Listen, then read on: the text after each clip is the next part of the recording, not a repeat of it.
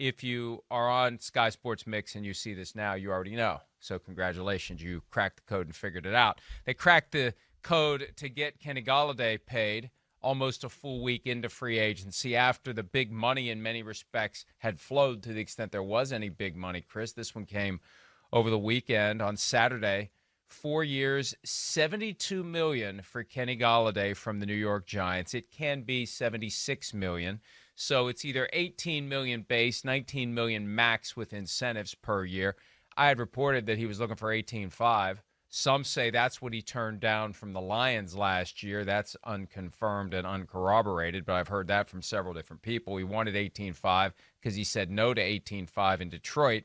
And, of course, circumstances changed between last year and this year with the pandemic. But Golladay gets close to what he was looking for, and the Giants get what, Chris? You know, I had a GM tell me last week there are no number one receivers in this free agency class. Is Golladay the closest thing to one? I think he is. I mean, I think that's why, he was probably waiting for that number one type contract like we talked about a lot over the last 2 weeks, right?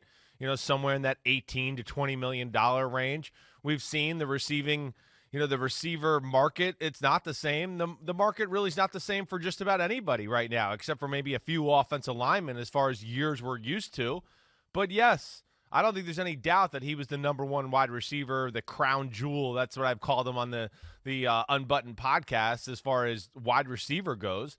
The negativity, of course, is the one thing. It's last year he didn't play a lot, so that scares people.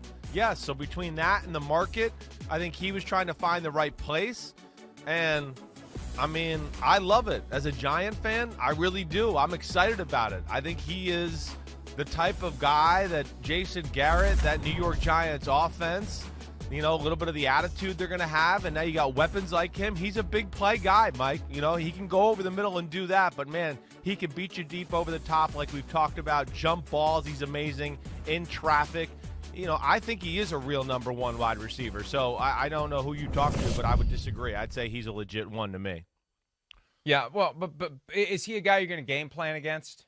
Is he a guy that's going to strike fear in an opposing defense? Well, that they have to account for him everywhere. Yeah, he is, no, I hear you. Everywhere he goes, right? Yeah, is he going to? No, but I think is he that guy like you're saying? Tyreek Hills of the world, the guys that oh man, we got to double him every play. No. Like, not always, but I think you're going to have to think about it in certain situations, yes. Depending on your secondary and things like that. But, also going to have to double him, hopefully, because they feed him the ball to such an extent to where you go, wait, he's a key part of their offense. We got to do that. So, yeah, is he the freakiest guy in the NFL? But he goes back into the old talk we talk about. There's 15, 18 top 10 receivers in the NFL. He's among that group, according to who you talk to or who what kind of receivers you like. And as far as the Giants and trying to make it work for Daniel Jones, it's a huge year for him. It's a huge year for Joe Judge. I like the move altogether. He's tied for sixth among all receivers in contract value per year. And, the numbers just kind of blur together for a lot of people. But sometimes you have to take a step back and say, what does $18 million per year mean? What it means is he's even with Tyreek Hill and Odell Beckham Jr., who got his contract from the Giants a few years ago before it was traded to the Browns 2 years ago, kind of out of the blue and stunned us all. But look at the numbers. DeAndre Hopkins still leading the way with $27.25 million, Julio Jones at $22, a couple of others right at $20. So there's a gap there, but 18 was the best anyone was going to do. And you mentioned that for the most part, no one was resetting the market. The only guy who really did reset the market, other than Dak Prescott, who got paid before free agency, and Justin Simmons, who also wasn't a free agent signing. It was a second franchise tag flipped into a market-setting contract for safeties. For the most part, Trent Williams did a phony deal, and it's phony because it's a 3-year deal that is at a certain level, just about $20 million a year, and then there's a fake 3 years on the back end that will either get restructured or ripped up that pushes him just above David Bakhtiari by like a 0.1, like $100,000 a year, just so the agent can say, I got the richest offensive line contract in league history. For the most part, you're right. Markets aren't getting reset this year because the salary cap is $25 million less than what it would have been but for the pandemic. So you got to factor that in. I think it's a big when you factor, look at who's getting paid. Right. And now, if there was a superstar on the market, then that superstar would get paid. But I say this time and again, these guys are on the market for a reason, Chris. The Lions didn't franchise tag Kenny Golladay. They didn't want to pay him $17.9 for 1 year. They let him walk, and he got $18 over 4 from the Giants. Yeah, certainly. And I'm sure he wanted to go out there and just see what else was out there anyways. I mean, he probably doesn't have the greatest taste in his mouth from the time with the Detroit Lions. It's not like they've been winning games and it's just been this dominant football team. So, yeah, he's going out there in the free agency market, trying to see what's there to be had, and see what other organizations are all about. I mean, hey, listen, I look at the Giants, Mike, and one thing we talk about, I know from time to time, when you talk about, like, really good offenses, right, you got to have, I think 3 different elements, 3 different, scary things about that offense. Whether that's back with Peyton Manning and, is it Edgerrin James and is it Marvin Harrison and is Reggie Wayne? Oh, yeah, that's right. And Dallas Clark. Oh, man, they had that. You brought up the greatest show on turf before. Marshall Faulk, Torrey Holt, Isaac Brook. Oh, and Azir Hakeem, who was not a bad 4th, right? I just look at the Giants and you go Daniel Jones, year 4, top 10 pick. It's been good, but we know it's teetering. 3, sorry. It's teetering to where we go, is it great? Is it worth the top 10 pick? We don't know, but now you at least give him a chance to really show what he's about. He's a pocket passer. He wants to dice people up with his right arm. So now you got him with a Slayton and an Evan Ingram who is inconsistent and Barkley coming off injury. But when you look at it from that standpoint right there, you go, whoa, those are some names and some potential for this offense to be dangerous and explosive this year. And I think that's exciting for Giants fans. Kyle Rudolph joins the mix as well, That's along right. with Evan Ingram. And, it's got the potential to be an interesting offense. And it removes one more excuse for Daniel Jones. Oh, Sure. Daniel Jones, what do you Sure. expect? He doesn't have a high-end receiver. Well, contractually now he does, and we'll see what Kenny Golladay can do. That health question was nagging a lot of people. 5 games last year, 32 targets, 20 catches, 338 yards, 2 touchdowns. And we've talked about this before. Yeah. Sometimes a guy who's in his contract year, if he doesn't have the financial security that he believes he deserves, That's right. he won't play through an injury that he otherwise would have played through. It's the Brandon Marshall dynamic that you've explained so well in the past, where you have to be able to go all in, all out, all the time. And when you know that an injury can completely derail your opportunity to get financial security for yourself and, more importantly, for your family, it's difficult. And there's been some thought that the Golladay injury status last year was influenced to some extent by the fact that he hadn't gotten paid. But the Giants are taking the leap of faith that he's going to be healthy, that whatever it was last year, if it was contractual or if it was just some sort of soft tissue thing that lingered for as long as it did, that won't be the issue this year, because when you're making that kind of investment, you want the guy on the field. Yeah. Yes. Hey, listen, when you see these type of like deals, getting Kenny Golladay, well, he came from the Lions. He's with the New York Giants. Oh, that's right. A lot of the New York Giants coaches, were New England coaches. That's right. The Detroit Lions coaches, Matt Patricia, he's back with New England. He came from there, obviously. I do think there was that rumor out there during the year that Golladay, maybe was like you're talking about. Hey, I'm not being paid. I don't know. I'm not going to go put it all on the line right now at 75%. And try to play, not when you haven't compensated me fairly and all those type of things. Yeah, that's part of the game, no doubt about it. But like the first thing I thought of was that aspect, and it could go either way. It could go, well, the Giants talked to the Matt Patricia and some of those coaches, and we don't like that guy. It's a little crazy, blah blah blah. But they also might know they might not like him because they felt like he could play and the injury wasn't that serious, and he was protecting himself to how you just explained. So that can also give him the confidence to go, yeah, we know the injury wasn't actually horrible. In fact, we had some of the coaches there complaining this past year that, hey, we wish he would have played. We thought he could have sucked it up and played in a few of those football games. So, I honestly think there's got to be something there that makes the Giants feel comfortable about Golladay either way with some common knowledge, let alone the player on the football field. And I think that's what's really good, or at least what I think about with that situation.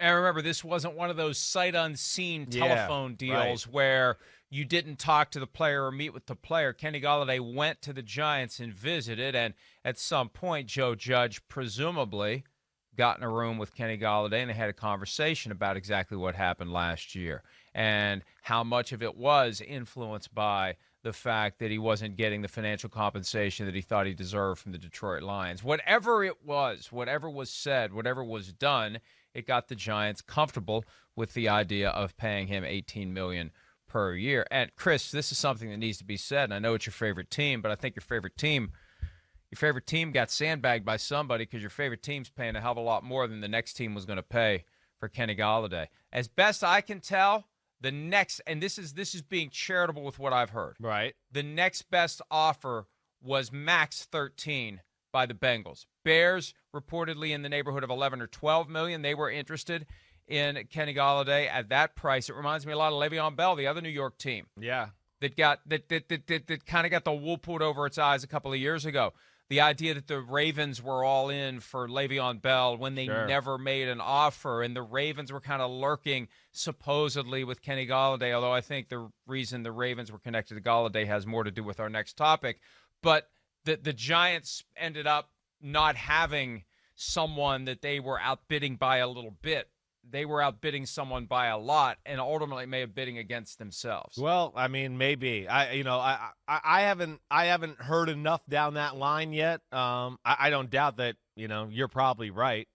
It seems to happen every year. But I will say again, with a guy like Kenny Golladay, I mean, I don't look at the contract and think it's crazy. It's what I expected really him to go into and get all along. So, yeah, maybe they did overpay. I guess we'll hear more of those rumors, and that stinks for the New York Giants. But I don't think it's a contract that I look at and just go, oh, man, it's so horrible. They've really ruined their football team. How could you pay this guy, that? In 2 years, it's not going to look like anything. It's certainly not. But I know it does stink if that's the case, Mike, and they're overpaying it. $18 million a year. Who would you rather have, Golladay or OBJ? At all full 100% health, I'm going to take OBJ, yes. But OBJ's dicey right now. Like, he's damaged goods. We haven't seen much of OBJ over the last 3 years of football. So I think from that aspect, it's scary. And, of course, Golladay with his injury last year. But I don't think it's like, OBJ's more talented. Golladay might be a hair more of the safe investment at this point. Okay, I'll say that, but I don't think the gap is huge there. I'll say that too.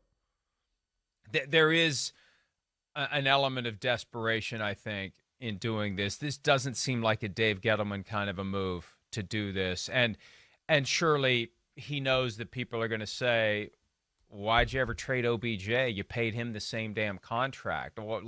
And really, I think most people would agree with you, Chris, that if both guys are completely healthy, Beckham's the better receiver. Yeah. And just as OBJ's coming off of a torn ACL, you've got this nagging question with Golladay playing only 5 games in his contract year. So, hey, it's like so many of the other things we see in free agency. It's either going to work or it's not. Well, and if it doesn't, it's going to be spectacular. Because everybody's going to say, why did you do it? Why did you do it? Why did you do it? If it doesn't work for Golladay in New York. Well, they're going to say that. But, again, even with that, if they overpaid and, that the rumors that you're talking about end up being true and everything like that, right, it's a real need for the football team. Like, it's a desperate need. We saw the defense turn the corner last year. And we go, ooh, okay, they're top 10-ish defense the way they played. The offense throughout the year, we sat there and went, oh, man, is it hard for them to, do anything? It was offensive line issues. Of course, the Saquon injury, Evan Ingram dropping passes. The only thing that was really consistent is Darius Slayton. And I think that's why you maybe overpay for a Kenny Golladay right now. because you go, wait, our team, we feel like it's in a pretty good place. And this is a position that we really need. And this is a receiver who, I think like we've discussed, was the number one receiver on the market. So, okay, the next guy down and the next guy's down in the conversation, I think there's questions about in general. So I think when you talk about need for a team, supporting your quarterback who's a top 10 pick, and a big year for your new regime head coach, Dave Gettleman, his butt on the line and all those type of things, I can get behind it. I certainly can. And I just think, you haven't been able to totally depend on Evan Ingram. You haven't been able to depend totally on Saquon Barkley because of the injury, and you don't know where that's going to be. They couldn't go into the season this year and go, well, we hope, Ingram's consistent. We hope Saquon's 100%. And we got Darius Slayton. They needed something else for sure. And for that, I'm not going to sit here and go, oh, my gosh, how stupid Gettleman is. He paid $17.5 million for Kenny Golladay. I'm not going to do 18. that. Yeah, 18, sorry. 18. 18. But this is going to be the ultimate good problem to have if this all works, because then they're going to have to pay Saquon Barkley and Daniel Jones if he has some spectacular Josh Allen ascension in year 3. Yeah. Which we can't rule out the possibility. A lot of people were stunned last year by what Josh Allen did. If Daniel Jones all of a sudden is a franchise quarterback, then he's going to be on deck for another contract. Barkley going into year 4. Now, Barkley hasn't been clamoring for a contract because he's coming off of a torn ACL. Right. But they got some guys offensively they're going to have to pay, and Galladay's going to help. Yeah. It's going to push it one way or the other. Either they're going to say, as to Barkley and or Jones, this just isn't part of the long-term answer for the franchise, or they're going to say, holy crap, we have something that's working very well. And at some level, it just could be a manifestation of John Mara's frustration that he surely is feeling. It's been a long time since the last Super Bowl trophy for the New York Giants, a decade now. They've had one playoff appearance in that decade. That is unacceptable, Chris. As a Giants fan, you should be as upset as every other Giants fan. One playoff berth in 10 years, 9 years since. Or is it 10? It's 10 years, so it is 10 years seasons. this year. It was 2011 the year they won it. It's one more Super Bowl than your team from that wears purple has won. But ever. Just wanted to make that clear. Hi, I'm Mike Tirico, and thanks for watching. Make sure to hit subscribe for the latest news and highlights from NBC Sports.